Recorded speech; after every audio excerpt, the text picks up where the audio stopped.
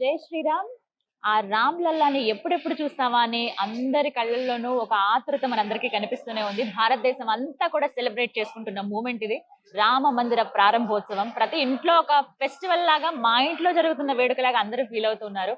అయితే ప్రత్యేకించి ఈ కార్యక్రమానికి అంటే శ్రీరాముడి విగ్రహ ప్రతిష్టాపన కార్యక్రమానికి చాలా తక్కువ మందికి, పోల్చుకుంటే ప్రపంచ వ్యాప్తంగా చూసుకుంటే గనుక కేవలం 7,000 మందికి మాత్రమే ఆహ్వానాలు వెళ్ళాయి. Gautam neuro care, brain stroke, migraine, fits, brain and spine surgeries కి బెస్ట్ న్యూరో సర్జన్. అందులో వచ్చేటువంటి ఆ వీవీఐపీలు ఎవరైతే ఉన్నారో వాళ్ళకి కూడా కొన్ని నియమ నిబంధనలు ఉన్నాయి. ఖచ్చితంగా ఆ రూల్స్ వాళ్ళు కూడా ఫాలో అవ్వాల్సిందే. ఎందుకంటే భద్రత దృష్ట్యా, కొన్ని కారణాల దృష్ట్యా ఈ ఏర్పాట్లు అనేవి చేయటం కావచ్చు, ఈ రూల్స్ అనేవి పెట్టడం జరిగింది.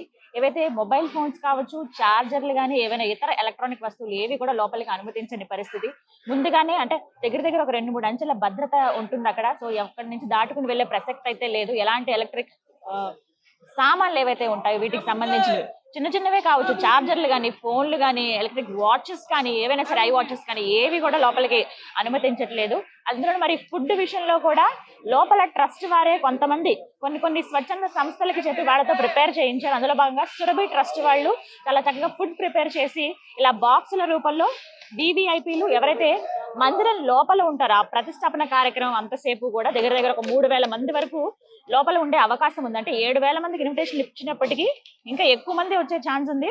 అయితే అందులో భాగంగా మరికొంతమంది బయటి ఆవరణలో ఎవరైతే ఉంటారో వాళ్ళు దగ్గర ఒక 3,000 మెంబర్ దాకా ఉండే అవకాశం ఉంది. కాబట్టి వాళ్ళకి ఇలా ఫుడ్ ప్రిపేర్ చేసి ఇచ్చారు. అసలు ఈ బాక్స్ లో ఏముంది?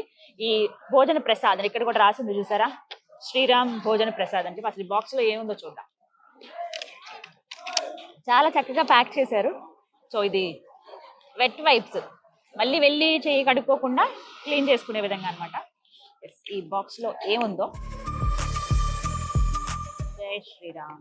ఇక్కడ ఈ బాక్స్ లో కూడా చూడండి, పైన మనకి రామ మందిరం ఇక్కడ ప్రింట్ వేశారు. ఈ విధంగా స్టిక్కర్ లాగా దీనిపైన అతికించేశారనమాట. మొత్తం రామ మందిరం ఎంత సుందరంగా ఉందో ఆలయం. అసలు చూస్తేనే కళ్ళు మిరుమిట్లు గొలిపే దీపకాంతులతో నింపేశారు. అది ఉదయమైనా సాయంత్రం అయితే ఇంకా తేజోమయంగా కనపడుతుంది. సో ఒక టిష్యూతో కవర్ చేశారు. Wow, very simple snack box అని చెప్పుకోవచ్చండి. ఉండే ఆ కాసేపు కూడా బయట వస్తువులు ఏవి లోపలికి ఎలా చేయరు కాబట్టి ఆలయం వాళ్ళు ఈ విధంగా కొన్ని ట్రస్ట్లకి చెప్పి ఈ విధంగా భోజన ఏర్పాట్లు చేశారు. స్వామివారి ప్రసాదం ఇది. ముందుగానే అన్ని ప్రిపేర్ చేసేసి ఉంచేశారు. ఇక రేపు పొద్దునే కదా, అందుకని ఇప్పటికీ అన్ని ప్రిపేర్ అయిపోయాయి. సో ఒక్కటి చూద్దాం ఏంటి అనేది. పేపర్ లో కొంచెం వేడిగా ఉంది. ఇంకా ఇప్పుడు నేను పట్టుకున్నా కూడా అసలే చెప్పాలండి, ఇక్కడ చాలా చల్లటి వాతావరణం. దగ్గర 10 డిగ్రీలు ఉంది, 10-11 డిగ్రీలు. చేతులు అసలు వెంటనే ఇలా చల్లగా అయిపోతున్నాయి. పూలు చేయడానికి కూడా చాలా కష్టంగా ఉంది. అంత ఎముకలు కొరికే చలి అనమాట, అంత చలేసేస్తోంది. ఈ చలిలో కూడా ఇవి ఇంత కొంచెం వెచ్చగా ఉన్నాయంటే గ్రేటే. సో రేపటి వరకు ఇవి ఉండాలి. ఆ ఫ్రెష్నెస్ అనేది ఖచ్చితంగా ఉంటుంది. ఇప్పుడే ప్రిపేర్ చేశారు. సో వాళ్ళకి ఇచ్చేటువంటి స్నాక్ బాక్స్లు ఈ విధంగా తేప్లా అంటారు కదా, గుజరాతీ వాళ్ళు ఎక్కువగా ప్రిపేర్ చేస్తారు. ఇది అటు సైడ్ వాళ్ళు ఎక్కువగా ప్రిపేర్ చేసేది. అలాగే పూరి, 2 పూరి 2 తేప్లా ఇస్తూ ఉన్నారు.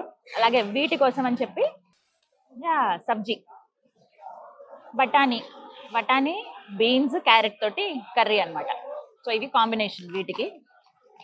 నా తర్వాత ఒక బుల్లి కచోరీ, అలాగే ఒక చిన్న దాంట్లో మనకి మిర్చి, అలాగే మామిడికాయ పచ్చడి. ఇటు సైడ్ మామిడికాయ పచ్చడి అంటే సౌత్ ఇండియన్స్ లాగా, తెలుగు వారి లాగా ఆవపిండి వేసి అవన్నీ వేసి చేయరు. కొంచెం డిఫరెంట్ గా ఉంటుంది, బాగుంటుంది టేస్ట్. కొంచెం పుల్లగా ఉంటుంది, కారంగా ఉంటుంది. అలాగే స్వీట్ లేకపోతే ఎలా, మధురం స్వామివారికి చాలా ఇష్టం కదా. ఇలాగా బాదం హల్వా చాలా బాగుంది. ఈ స్వీట్స్ ఏమైనా ఇప్పుడు ప్రిపేర్ చేశారంటే ఇవి ముందు నుంచి అండి చాలా నియమ నిష్టలతోటి అందరూ కూడా చాలా ఏమంటారు, ఇది మేము స్వామివారికి చేస్తున్న సేవ. ట్రస్ట్ నుంచి మేము ఇస్తున్నప్పటికీ, ఇది ఒక దానం కింద ఉన్నప్పటికీ, ఆహారం అన్నదానం కింద ఉన్నప్పటికీ, ప్రసాద వితరణ అయినా కూడా మా బాధ్యతగా, మా వంతుగా ఆ ఫ్రెష్నెస్, ఆ హైజీనెస్ మెయింటైన్ చేస్తామని చెప్పి ట్రస్ట్ వారు ఎవరైతే ఉన్నారో, సురభి ట్రస్ట్ వారు ఖచ్చితంగా చెప్తున్నారు. 2 డేస్ ముందు నుంచి ఇది ప్రిపేర్ చేసేసారు. ఎందుకంటే స్వీట్ ఉంటుంది ఖచ్చితంగా, మనకు ఒక 4-5 రోజుల వరకు స్వీట్ ఏం పాడవదు. సో ఆ ఫ్రెష్నెస్ అనేది అలాగే ఉంది. స్వామివారి ప్రసాదం బాగుంది. అలాగే కచోరీ కావచ్చు, ఇవి ఇందాక ప్రిపేర్ అవుతున్నప్పుడు కూడా చూసాను నేను. ఇవైతే వేడిగా చేస్తున్నారు. సో మొత్తం మీద ఇదనమాట, ఒక స్నాక్ బాక్స్ లాగా.